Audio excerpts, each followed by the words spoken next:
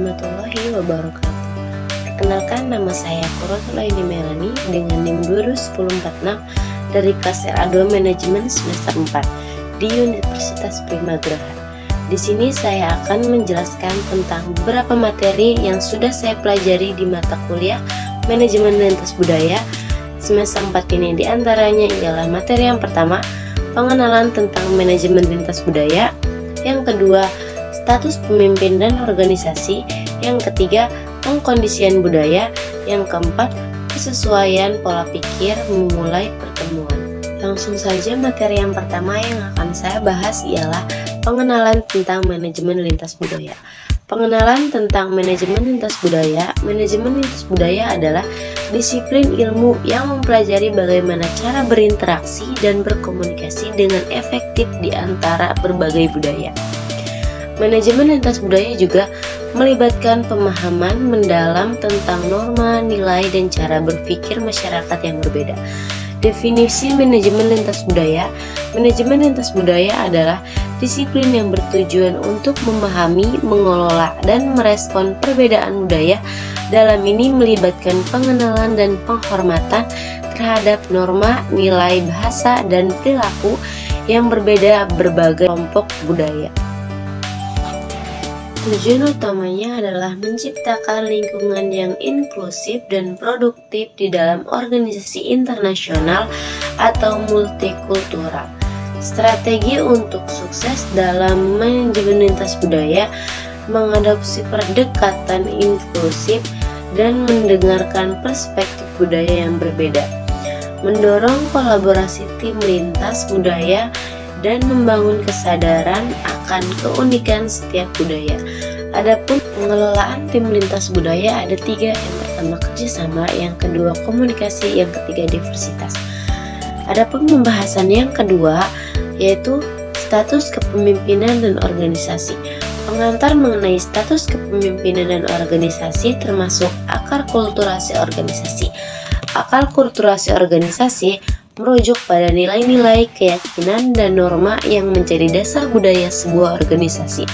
Hal ini meliputi cara orang berinteraksi, menyelesaikan masalah, dan membuat keputusan.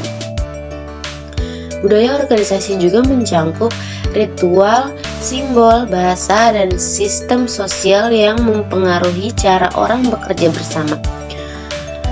Kulturasi organisasi yang kuat dapat meningkatkan kinerja dan kepuasan anggota organisasi. Memahami akal kulturasi organisasi penting untuk pengembangan strategi manajemen yang efektif dan memperkuat identitas perusahaan.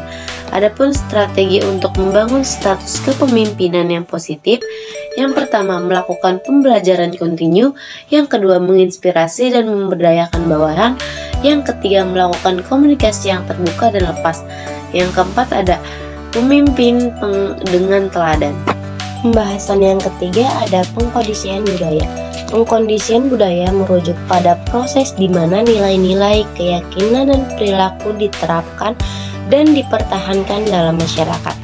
Hal ini dapat melibatkan pengaruh dari institusi, keluarga, media, serta interaksi sosial.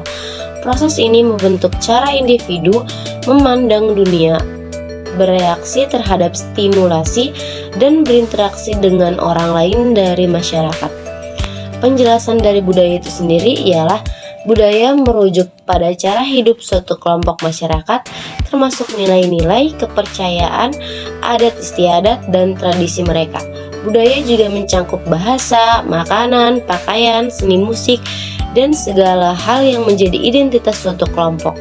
Pengaruh budaya dalam masyarakat. Budaya memiliki pengaruh yang besar dalam membentuk norma-norma sosial dan berinteraksi antara anggota masyarakat dari sistem nilai hingga kebiasaan sehari-hari. Budaya turut membentuk cara masyarakat berperilaku.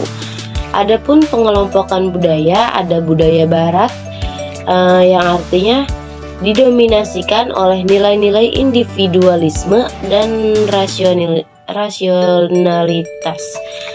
Yang kedua ada budaya timur, lebih menekankan nilai-nilai kolektivisme dan harmoni sosial. Yang ketiga ada budaya populer, atau artinya diwarnai oleh tren, musik, dan gaya hidup massal yang berkembang pesat seperti sekarang ini. Dan yang keempat ada persesuaian pola pikir memulai pertemuan. Adapun memulai pertemuan perlu adanya persesuaian pola pikir antara dua belah pihak. Strategi perundingan. Strategi perundingan yang efektif melibatkan persiapan yang matang, pemahaman posisi tawar-tawar. Hal ini untuk memastikan tujuan dan ekspektasi yang sama sehingga proses perundingan dapat berjalan dengan efektif dan efisien. Perundingan adalah proses negosiasi antara dua pihak yang bertujuan untuk mencapai kesepakatan. Ini merupakan tahap kunci dalam memecahkan masalah dan melaraskan kepentingan berbeda.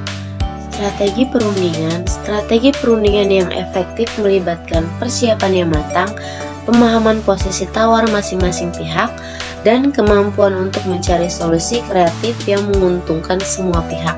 Hal ini penting dalam strategi perundingan adalah identifikasi tujuan, analisis kekuatan, kelemahan, serta mediasi untuk berkompromi demi menetapkan kesepakatan yang saling menguntungkan.